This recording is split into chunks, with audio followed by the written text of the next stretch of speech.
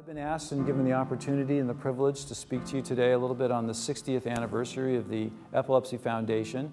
And I'm here to talk a little bit about family, because one of the reasons I'm here is that my dad, 60 years ago, helped with a lot of other dedicated people interested in helping people with epilepsy, started the Epilepsy Society of San Diego. And the first time I learned about it was when I got to go to the World's Fair with my dad and my mom when they went to New York City, and I was kind of impressed that the Epilepsy Society, it must be a pretty big deal if we went to New York City, although they didn't, in San Diego, they didn't, I mean in New York City they didn't know where San Diego was because they couldn't spell San Diego right, so I still remember my mom fixing that.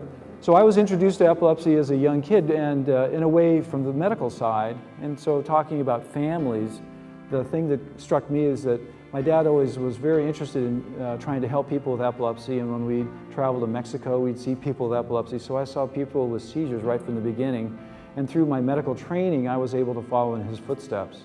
And so as far as medicine or family, I think that you can learn from your family, and I learned from my family about a little bit about how to take care of patients with seizure disorders.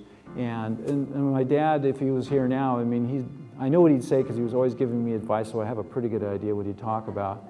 But he would tell us that, you know, that it's not just a problem here in San Diego or California. That epilepsy is a worldwide problem, and it ravages the lives of many people, not just the people in this audience, but around the world. And so this is a righteous cause that we should all be working to try to resolve.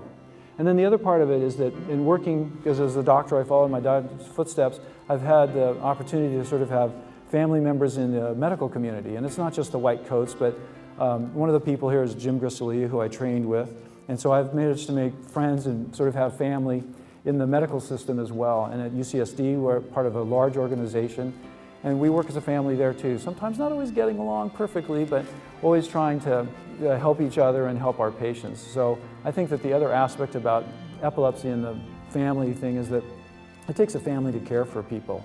And so besides the doctors and the hospitals and the medicines and the therapists, that the family members are impacted by this. So this isn't just a person with a disease, this is a family with a problem. So I think that the family aspect is really important about how you have to care for people.